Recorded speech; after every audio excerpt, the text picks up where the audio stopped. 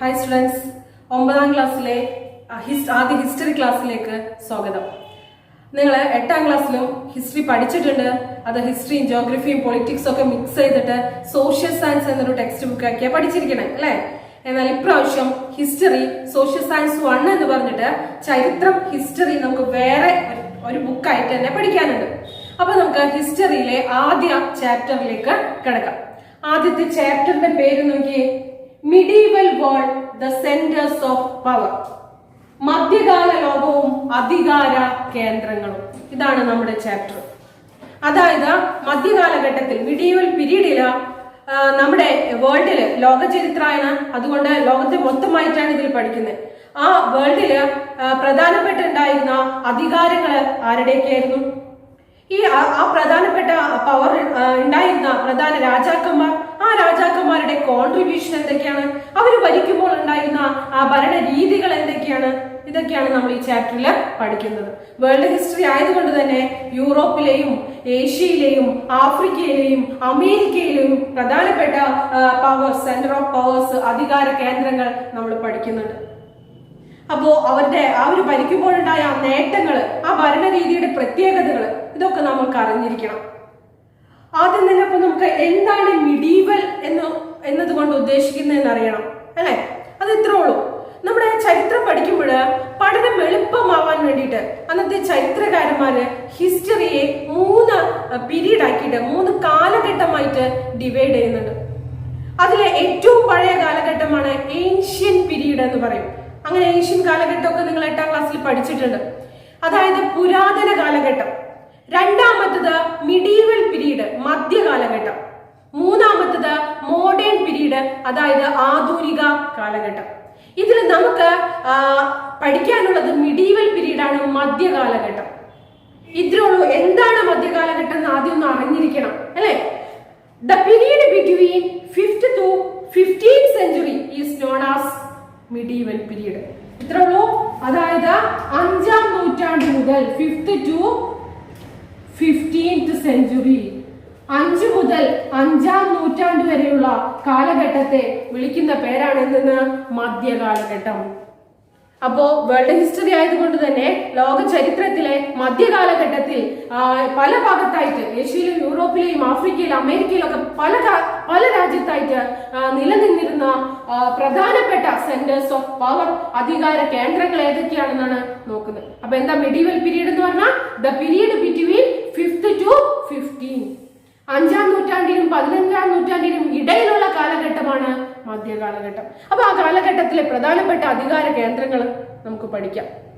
ഈ ചാപ്റ്ററില് ഏറ്റവും ഇമ്പോർട്ടന്റ് ആയി നമ്മൾ പഠിക്കുന്നത് ഈ 6 സെന്റർ ഓഫ് പവേഴ്സ് ആണ്, 6 സാമ്രാജ്യങ്ങൾ, 6 എംപയർ ആണ്.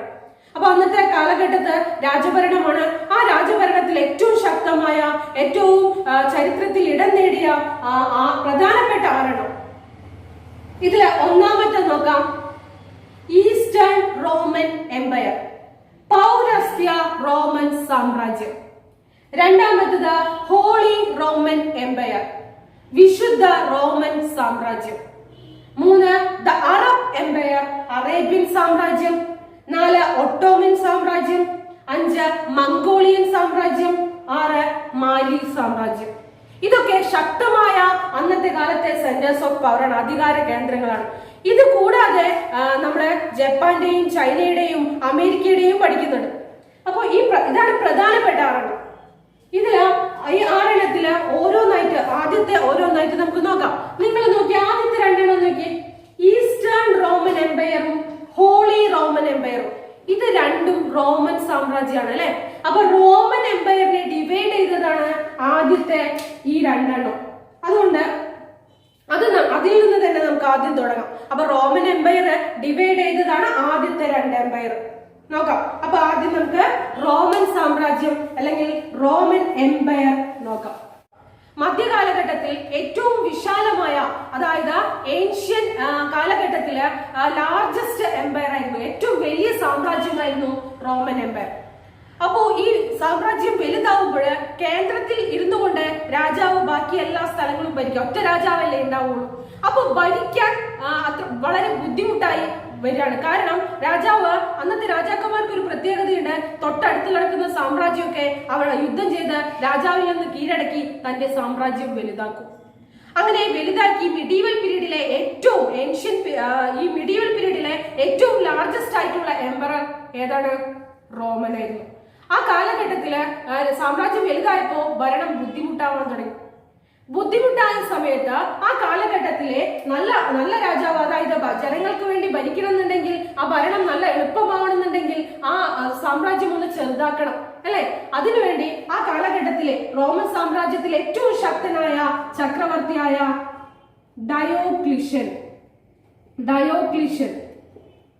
ഡയോക്ലിഷ്യൻ എന്ന് പറയുന്ന ചക്രവർത്തി ഈ റോമൻ സാമ്രാജ്യത്തെ രണ്ടായി ഡിവൈഡ് ചെയ്യാം.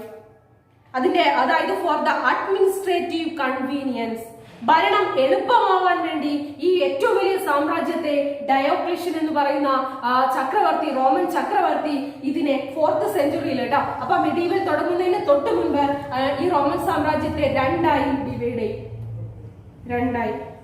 ഇപ്പൊ നേരത്തെ നമ്മൾ 6 പറഞ്ഞില്ലേ? ഏതൊക്കെയാണെന്ന് നോക്കി. ഇവിടെ നമ്മൾ 6 പഠിച്ചപ്പോൾ ഞാൻ പറഞ്ഞു ആദ്യത്തെ 2 റോമൻ എംപയർ ആണെന്ന് പറഞ്ഞു അല്ലെ? ആദ്യത്തേത് ഏതായിരുന്നു? ഈസ്റ്റേൺ റോമൻ എംപയറും രണ്ടാമത്തത് ഹോളി റോമൻ എംപയറും. അപ്പൊ റോമൻ എംപയറിനെ ഈ ഡയോക്ലിഷ്യൻ അദ്ദേഹത്തിന് ഭരണം എളുപ്പമാക്കാൻ വേണ്ടിയിട്ട് രണ്ടായി ഡിവൈഡ് ചെയ്യാണ്. ആദ്യത്തേത് western Roman empire.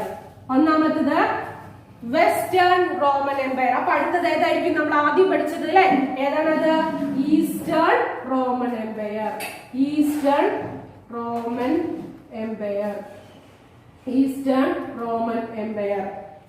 Western Roman empire അതിന് പറയുന്ന മലയാളത്തില് പാശ്ചാത്യ റോമൻ സാമ്രാജ്യം. പാശ്ചാത്യ റോമൻ സാമ്രാജ്യം. രണ്ടാമത്തത് പൗരസ്ത്യ റോമൻ സാമ്രാജ്യം. പൗരസ്ത്യ റോമൻ സാമ്രാജ്യം. കിട്ടിയോ? ഒന്നുകൂടി പറയണേ. മിഡീവൽ പീരീഡിലെ ഏറ്റവും ലാർജസ്റ്റ് ആയിട്ടുള്ള മിഡീവൽ പീരീഡിലുള്ള ഏറ്റവും ലാർജസ്റ്റ് ആയിട്ടുള്ള സാമ്രാജ്യമാണ്, ഏറ്റവും വിശാലമായ ശക്തമായ സാമ്രാജ്യമായിരുന്നു റോമൻ സാമ്രാജ്യം. ഈ റോമൻ സാമ്രാജ്യത്തിന്റെ ഭൂപ്രദേശം കൂടിയത് കൊണ്ട് രാജാവിന്റെ ഭരണം ബുദ്ധിമുട്ടായപ്പോ അന്നത്തെ രാജാവിന്റെ പേരെന്താണ്? ഡയോക്ലിഷ്യൻ ചക്രവർത്തി ഈ റോമൻ എംപയറിനെ രണ്ടാക്കി ഡിവൈഡ് ചെയ്യും. ഒന്നാമത്തത് വെസ്റ്റേൺ റോമൻ എംപയർ എന്നും രണ്ടാമത്തത് ഈസ്റ്റേൺ റോമൻ എംപയർ എന്നും. പാശ്ചാത്യ റോമൻ സാമ്രാജ്യവും പൗരസ്ത്യ റോമൻ സാമ്രാജ്യം എന്ന് ഡിവൈഡ് ചെയ്യാണ്. അപ്പോ രാജാവാണ് ഭരിക്കുന്നതെങ്കിലും അതിന് കേന്ദ്രത്തിൽ ഇരുന്നു കൊണ്ടാണ് ഭരിക്കുക അല്ലെ? അപ്പൊ ഇതിന് ക്യാപിറ്റൽ വേണം. അങ്ങനെ റോം, ഇവരുടെ ക്യാപിറ്റലാണ് റോം. അങ്ങനെ റോം കേന്ദ്രമാക്കി വെസ്റ്റേൺ റോമൻ എംപയറും ഏത് കേന്ദ്രമാക്കിയിട്ട്? റോം. അപ്പൊ ചോദിക്കാറുണ്ട് വെസ്റ്റേൺ റോമൻ എംപയറിന്റെ ക്യാപിറ്റൽ ഏതാണ്? റോം. അങ്ങനെ റോം കേന്ദ്രമാക്കിയിട്ട് വെസ്റ്റേൺ റോമൻ എംപയറും ഈസ്റ്റേൺ റോമൻ എംപയറിന്റെ ക്യാപിറ്റലാണ് കോൺസ്റ്റാന്റിനോപ്പിൾ. അപ്പോ ഈസ്റ്റേൺ റോമൻ എംപയറിന്റെ ക്യാപിറ്റൽ ഏതാണ്? കോൺസ്റ്റാന്റിനോപ്പിൾ. അപ്പോ അങ്ങനെ 2 സാമ്രാജ്യമായി റോമൻ എംപയർ മാറാണ്. ഒരിക്കൽ കൂടെ പറയാം. റോം കേന്ദ്രമാക്കിയിട്ട് വെസ്റ്റേൺ റോമൻ എംപയറും അതായത് പാശ്ചാത്യ റോമൻ സാമ്രാജ്യവും കോൺസ്റ്റാന്റിനോപ്പിൾ കേന്ദ്രമാക്കി ക്യാപിറ്റൽ ആക്കിക്കൊണ്ട് ഈസ്റ്റേൺ റോമൻ എംപയറും നിലവിൽ വന്നു. അപ്പൊ ഇനി നമ്മൾ പഠിക്കുമ്പോ ആ 6 എംപയറിൽ ആദ്യത്തെ 2 ഇതുമാണ് അല്ലെ? ഇതിൽ ഏറ്റവും ശക്തമായ ഈസ്റ്റേൺ റോമൻ എംപയർ ആദ്യം നമുക്ക് നോക്കാം. അപ്പൊ ഈ ചാപ്റ്ററിലെ ഒന്നാമത്തെ എംപയർ ആണ് ഈസ്റ്റേൺ റോമൻ എംപയർ. അവിടെ തുടങ്ങി നമുക്ക് നോക്കാം. അപ്പൊ റോമൻ സാമ്രാജ്യത്തെ ഡിവൈഡ് ചെയ്ത ഒന്നാമത്തേതാണ് ഈസ്റ്റേൺ റോമൻ സാമ്രാജ്യം, അതായത് പൗരസ്ത്യ റോമൻ സാമ്രാജ്യം. ക്യാപിറ്റലിന്റെ പേരെന്ന് പറഞ്ഞേ, നിങ്ങൾ തന്നെ പറഞ്ഞേ. ക്യാപിറ്റൽ ഏതാണ്? കോൺസ്റ്റാന്റിനോപ്പിൾ. കോൺസ്റ്റാന്റിനോപ്പിൾ. ഈ പേര് നിങ്ങൾ എവിടെയെങ്കിലും കേട്ടിട്ടുണ്ടോ? കോൺസ്റ്റാന്റിനോപ്പിൾ കേട്ടിട്ടുണ്ട് അല്ലെ? 7ാം ക്ലാസ് മുതൽ നിങ്ങൾ സോഷ്യൽ സയൻസ് ചാപ്റ്ററിൽ കേട്ടിട്ടുള്ള പേരാണ് കോൺസ്റ്റാന്റിനോപ്പിൾ. ഇത് ഏഷ്യയുടെയും യൂറോപ്പിന്റെയും ഗേറ്റ്വേ, ഏഷ്യയുടെയും യൂറോപ്പിന്റെയും ഒരു പ്രവേശന കവാടം. അതായത് ഏഷ്യയിൽ നിന്ന് ആ കാലഘട്ടത്തില് ഏഷ്യയിൽ നിന്ന് യൂറോപ്പിലേക്ക് കച്ചവടത്തിനോ അല്ലെങ്കിൽ അവരുടെ ആകെ ഉണ്ടായിരുന്ന ഒരു എൻട്രിയാണ് ഈ കോൺസ്റ്റാന്റിനോപ്പിൾ. ഇതിനൊരു പ്രത്യേകത കൂടിയുണ്ട്. അവിടെ ഒരുപാട് അറിവുള്ള ഇന്റലക്ച്വൽ ആയിട്ട് ആർട്സിന്റെ മേഖലയിലായാലും ലിറ്ററേച്ചറിന്റെ മേഖലയിലായാലും സയൻസ് ഏത് ഫീൽഡ് എടുത്തു നോക്കിയാലും ഒരുപാട് അറിവുള്ള ആളുകൾ, ഒരുപാട് തത്വജ്ഞാനികളൊക്കെ ഈ കോൺസ്റ്റാന്റിനോപ്പിൾ ഉണ്ട് എന്ന് നമ്മൾ ആ ചാപ്റ്ററിൽ പഠിച്ചിട്ടുണ്ട്. ഓർമ്മയുണ്ടാവും അല്ലെ? അപ്പൊ ഏഷ്യയുടെ യൂറോപ്പിന്റെ ഗേറ്റ്വേ ആ കോൺസ്റ്റാന്റിനോപ്പിൾ കേന്ദ്രമാക്കിക്കൊണ്ടാണ് ഈസ്റ്റേൺ റോമൻ എംപയർ നിലവിൽ വരുന്നത്. ചോദിക്കാറുണ്ട് one word question, eastern Roman എംപയറിന്റെ ക്യാപിറ്റൽ ഏതാണ് പറയണ്ടേ? കോൺസ്റ്റാന്റിനോപ്പിൾ. കിട്ടിയാ? ഇനി ഇവിടെ വരുന്ന ആദ്യത്തെ ഒരു ക്വസ്റ്റ്യൻ 2 മാർക്കിന്റെ ഒരു ക്വസ്റ്റ്യൻ ആണ്. ഈ ഈസ്റ്റേൺ റോമൻ എംപയറിനെ വിളിക്കുന്ന മറ്റൊരു പേരുണ്ട്. അതായത് ഈ കോൺസ്റ്റാന്റിനോപ്പിളിന്റെ പഴയ പേര്, ഈ മിഡീവൽ പീരീഡിലാണ് ഈ കോൺസ്റ്റാന്റിനോപ്പിൾ എന്ന പേര് വന്നത്. അപ്പൊ ആദ്യകാലത്ത് ഇത് അറിയപ്പെട്ടിരുന്ന പേരാണ് ബൈസാന്റിയം. എന്താണ് പേര്? ബൈസാന്റിയം. അപ്പോ ഈ മിഡീവൽ പീരീഡില് ഇതിനെ വിളിച്ച പേരാണ് കോൺസ്റ്റാന്റിനോപ്പിൾ. അപ്പൊ ആദ്യകാലത്ത് അറിയപ്പെട്ട പേരാണ് ബൈസാന്റിയം. ബൈസാന്റിയം കിട്ടിയല്ലോ.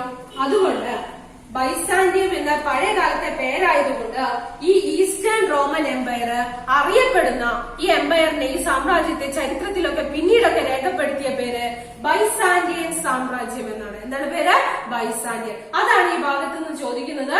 ഈസ്റ്റേൺ റോമൻ എംപയറിനെ എന്ത് സാമ്രാജ്യം എന്ന്?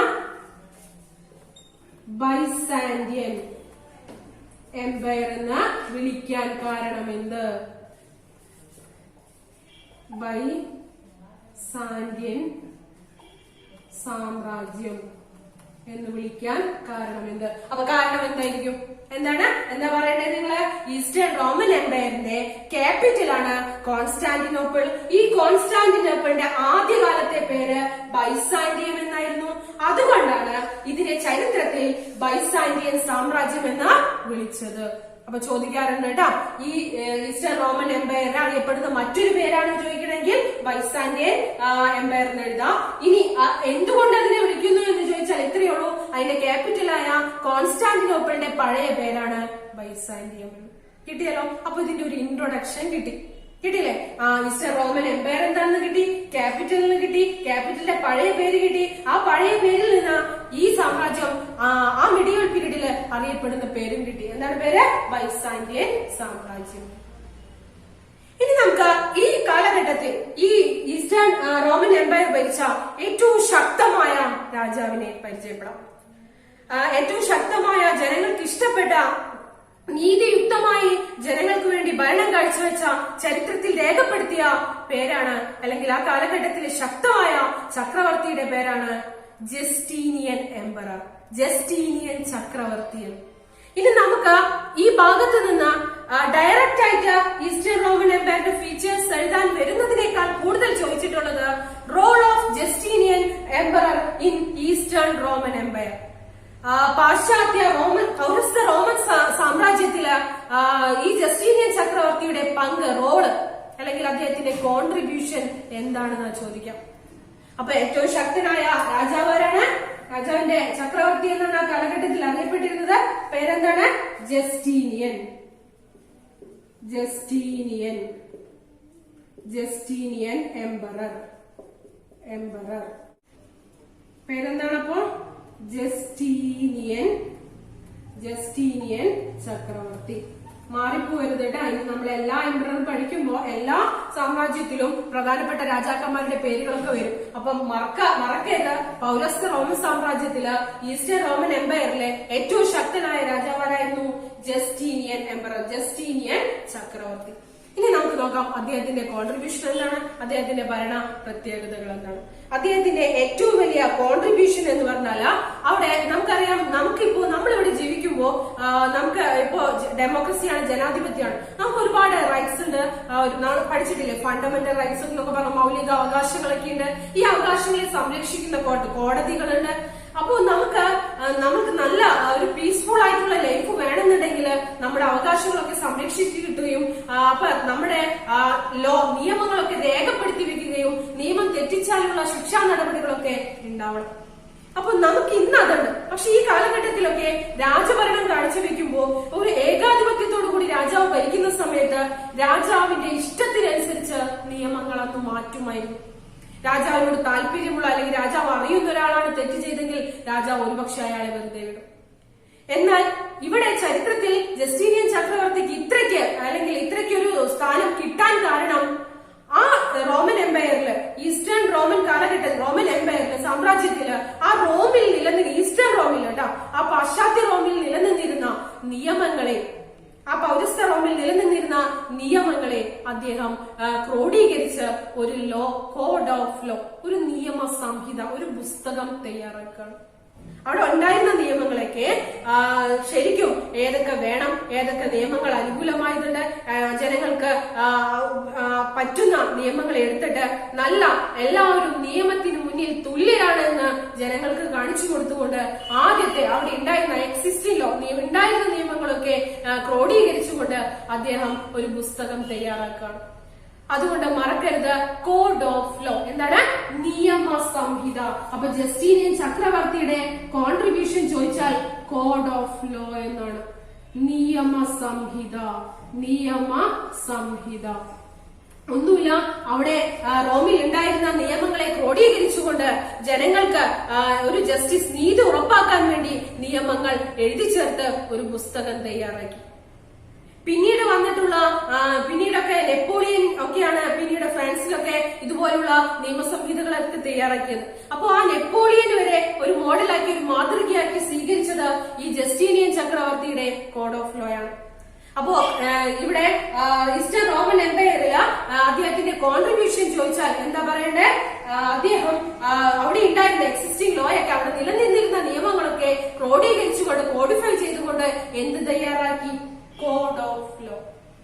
അദ്ദേഹത്തിന്റെ ആ നിയമ സംഹിതയ്ക്ക് ഒരു പേരുണ്ട്. ആ പേര് വെച്ചിട്ടാണ് ഇവിടെ 3 മാർക്കിന്റെ ക്വസ്റ്റ്യൻ വരാം. അവിടെ തുടങ്ങി നമുക്ക് നോക്കാം. ആ കോഡ്, അദ്ദേഹത്തിന്റെ ആ നിയമ സംഹിതയുടെ പേരാണ് corpus Juris civils. Corpus Juris civils.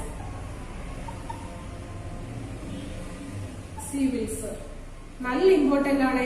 ഏറ്റവും കൂടുതൽ ചോദിക്കുന്നത് ഇതാണ്. അപ്പൊ എന്താണ് ആ കോഡ് ഓഫ് ലോ എന്ന് പറഞ്ഞില്ലേ? ആ നിയമ സംഹിതയുടെ പേരാണ് എന്തെന്ന്? Corpus Juris civils. കേട്ടോ? അപ്പൊ 3 മാർക്കിന് ജസ്റ്റീനിയൻ എംപററിന്റെ ഈ കോഡ് ഓഫ് ലോയുടെ ഫീച്ചേഴ്സ് ചോദിക്കും. അപ്പൊ എന്താണെന്ന് അറിയണം അല്ലെ? എന്താണത്?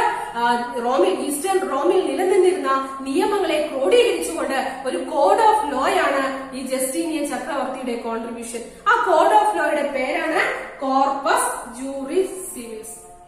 നല്ല ഇമ്പോർട്ടന്റ് ആണ്. ഇനി ഇത് ജനങ്ങൾക്ക് അനുകൂലമായതാണ്, അല്ലെങ്കിൽ ആ നിയമങ്ങളൊക്കെ ജനങ്ങൾക്ക് നീതി ഉറപ്പാക്കുന്നതാണെന്ന് പറയാൻ കാരണമുണ്ട്. ഈ കോഡ് ഓഫ് ലോയുടെ, ഈ കോർപ്പസ് ജൂറിസ് സിവിൽസിന്റെ പ്രിൻസിപ്പിൾസ് കേട്ടാൽ നിങ്ങൾക്കറിയാം. പ്രിൻസിപ്പിൾ, അതിന്റെ പ്രധാന തത്വങ്ങൾ, 3 തത്വങ്ങൾ ഫോളോ ചെയ്തിട്ടാണ് ജസ്റ്റീനിയൻ ചക്രവർത്തി ഈ കോഡ് ഓഫ് ലോ അല്ലെങ്കിൽ കോർപ്പസ് ജൂറിസ് സിവിൽസ് തയ്യാറാക്കിയിട്ടുള്ളത്. നോക്കാം, അത് 3 നോക്കാം. ഒന്നാമത്തത്, ആ പ്രിൻസിപ്പിളിൽ ഒന്നാമത്തത് റീസണിങ്, യുക്തി. രണ്ടാമത്തത് ജസ്റ്റിസ് കേട്ടിട്ടുണ്ടല്ലേ? നീതി.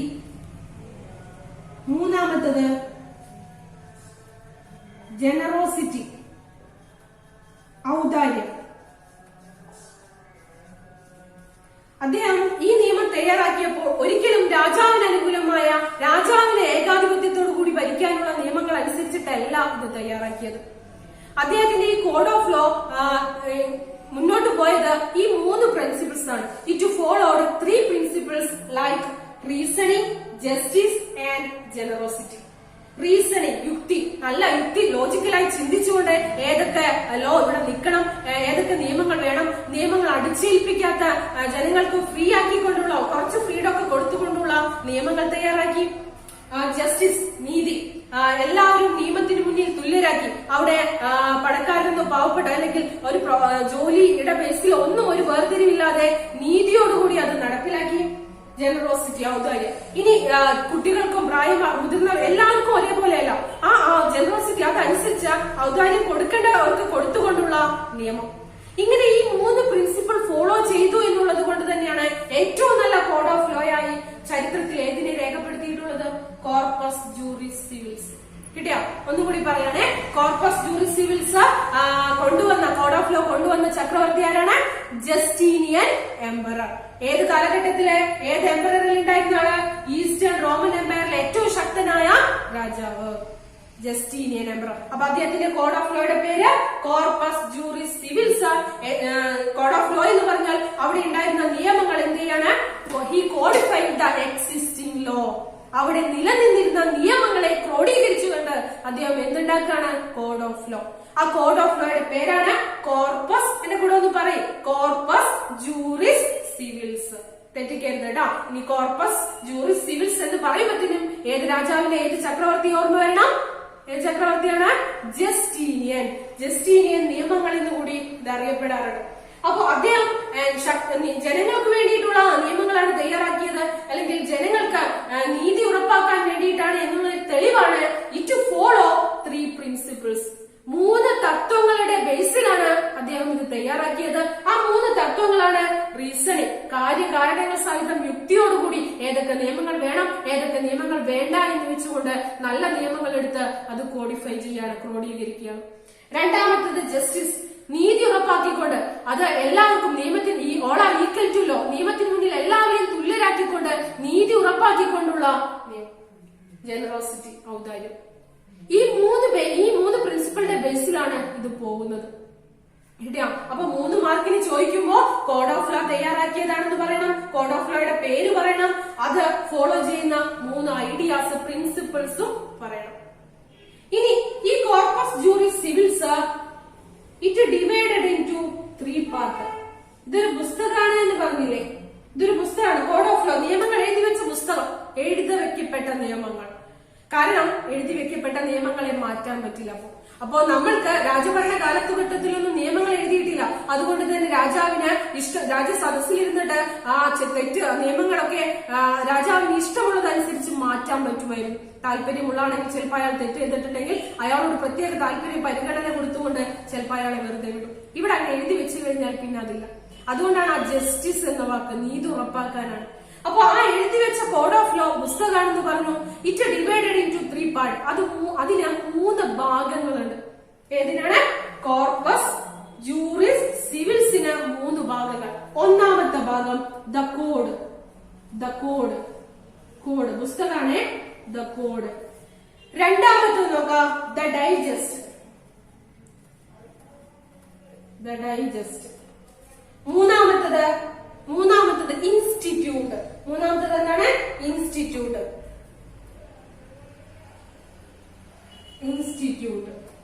കിട്ടിയ 3 ബുക്കുകളാണ്. ഒന്നാമത്തത് കോഡ്, രണ്ടാമത്തത് ഡൈജസ്റ്റ്,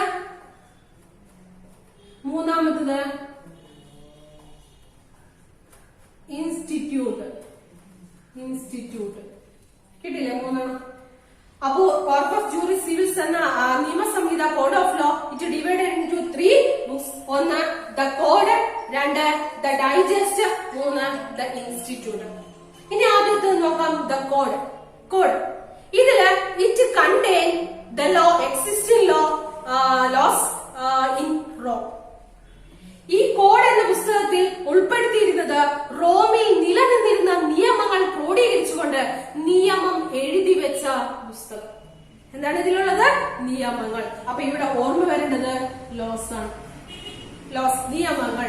ഈ നിയമങ്ങൾ എഴുതി വെച്ച പുസ്തകത്തെയാണ് എന്തെന്ന് വിളിക്കുന്നത്? The code. It contain existing law in എവിടത്തെ? ഈസ്റ്റേൺ റോമിൽ ഉണ്ടായിരുന്ന നിയമങ്ങൾ എഴുതി വെച്ച പുസ്തകമാണ് ദ കോഡ് എന്നത്. കിട്ടില്ലേ? രണ്ടാമത്തത് ദ ഡൈജസ്റ്റ്. ഡൈജസ്റ്റിന്റെ പ്രത്യേകത, സ്പെല്ലിംഗ് ഒരു മിസ്റ്റേക്ക് ഉണ്ട്. ഡൈജസ്റ്റ് ഡൈജസ്റ്റിന്റെ ഉൾപ്പെടുത്തിയിരുന്നത് അന്നത്തെ അവിടുത്തെ ലോയേഴ്സിലെ നിയമവക്താക്കള്.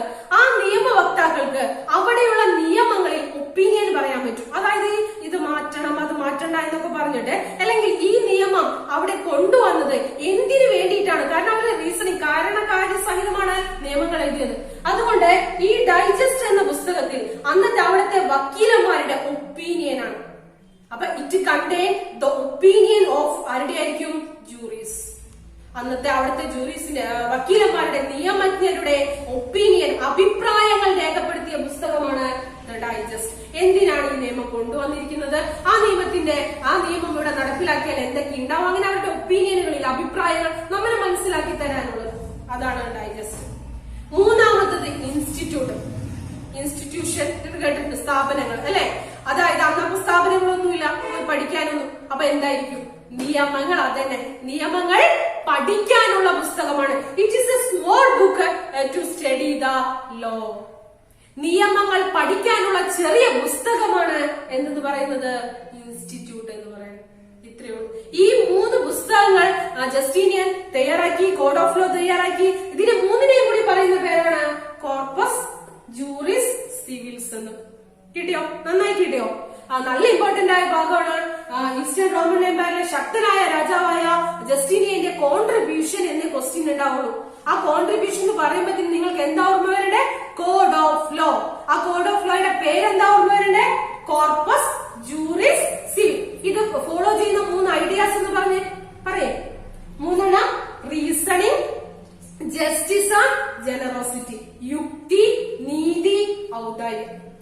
ഇനി ഈ കോർപ്പസ് ജൂറിസ് സിവിൽസ് എന്ന പുസ്തകം 3 പാർട്ടാക്കിയിട്ടാണ് ഡിവൈഡ് ചെയ്തിട്ടുള്ളത്. ഒന്നാമത്തത് ദ കോഡ്. ഓർമ്മ വരേണ്ടത് എന്താ? ലോ, നിയമം.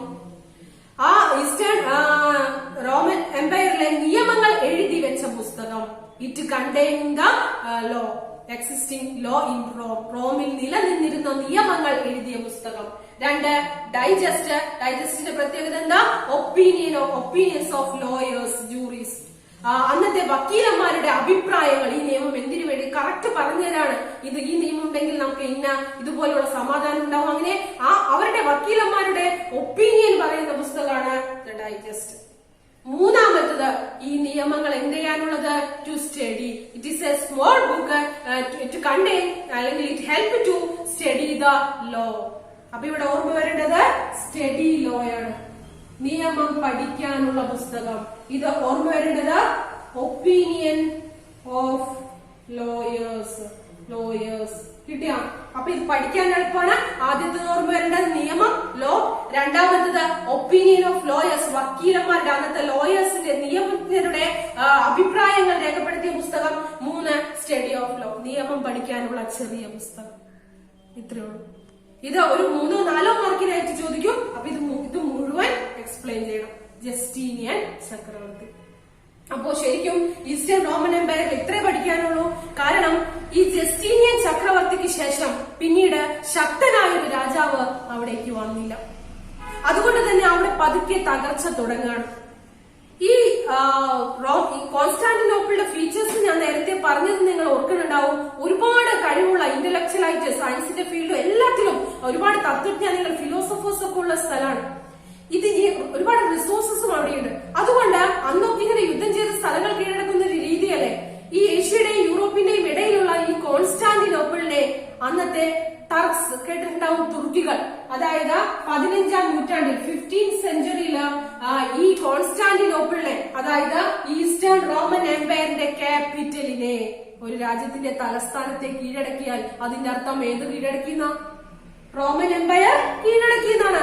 അങ്ങനെ എല്ലാവർക്കും കീഴടക്കാനുള്ള ആഗ്രഹം ഉണ്ടായിരുന്നെങ്കിലും, അവിടേക്ക് അറബികൾക്കും എല്ലാവർക്കും ഉണ്ടായിരുന്നെങ്കിലും തുർക്കികളാണ് അവിടേക്ക് എത്തുകയും കോൺസ്റ്റാന്റിനോപ്പിളിനെ ഈ 15th സെഞ്ചുറിയിൽ 15ാം നൂറ്റാണ്ടിൽ കീഴടക്കുകയും ചെയ്തു.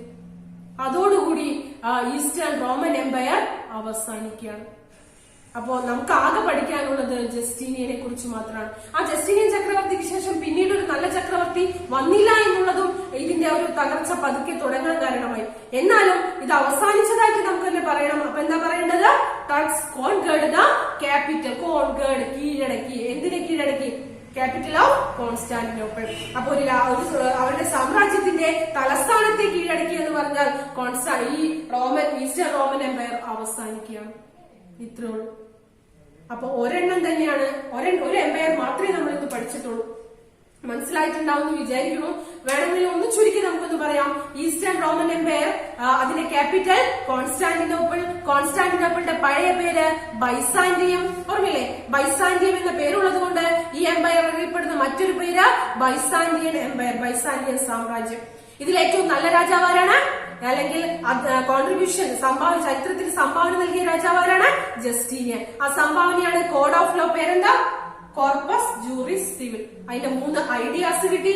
ആ നിയമസംഹിത 3 പാർട്ടായിട്ടാണ്, 3 ബുക്കുകളായിട്ടാണ് പബ്ലിഷ് ചെയ്തത്. ആ 3 എണ്ണം എന്താണെന്ന് കിട്ടി. ഈ സാമ്രാജ്യത്തെ ടർക്സ് കീഴടക്കിയതോടുകൂടി ഈ സാമ്രാജ്യം ഏറ്റവും ശക്തമായ വിശാലമായ ഈ സാമ്രാജ്യം അവസാനിക്കുകയാണ്. കിട്ടിയില്ലേ? അപ്പോ ഈ ഒരെണ്ണം ഇന്ന് ചെറിയൊരു ടോപ്പിക് എടുക്കണുള്ളൂ. 6 ഉണ്ടെന്ന് നമ്മൾ പറഞ്ഞു. അതിലെ ഒരെണ്ണം നമ്മൾ ഇന്ന് കംപ്ലീറ്റ് ചെയ്തു. നന്നായിട്ട് പഠിക്കുക. കുറച്ചൊരു ബുദ്ധിമുട്ടുള്ളതായിട്ട് ഫീൽ ചെയ്യും. അത് ഈ വാക്കുകളൊക്കെയാണ്. അതുകൊണ്ട് കറക്റ്റ് ഇതുപോലെ നോട്ട് ഉണ്ടാക്കി തന്നെ പഠിക്കുക. പാരഗ്രാഫിന്റെ ഉള്ളിലാണ് ടെക്സ്റ്റ് ബുക്കിലൊക്കെ കിടക്കുന്നത്. അപ്പൊ ഈ പറഞ്ഞ പോയിന്റുകൾ ഒന്ന് ഫോക്കസ് ചെയ്തിട്ട് പഠിക്കുകയാണെങ്കിൽ നമുക്ക് നന്നായി എളുപ്പത്തിൽ തന്നെ പഠിച്ചു പോകാൻ പറ്റും. കേട്ടോ? അപ്പൊ ഇനി അടുത്ത ക്ലാസ്സിൽ അടുത്ത റോമൻ എംപയർ ഏതായിരിക്കും? അത് ഈസ്റ്റേൺ ആണെങ്കിൽ അത് ഏതായിരിക്കും? വെസ്റ്റേൺ അല്ലെ? പാശ്ചാത്യ റോമൻ സംസ്കാരവുമായി നമുക്ക് കാണാം. അടുത്ത ക്ലാസ്സില് അടുത്ത റോമൻ എംപയർ. ഇത് ഇന്നെടുത്തത് നന്നായി ഇന്ന് തന്നെ വായിച്ചു നോക്കി പഠിക്കാൻ ശ്രമിക്കാം. ഓക്കെ.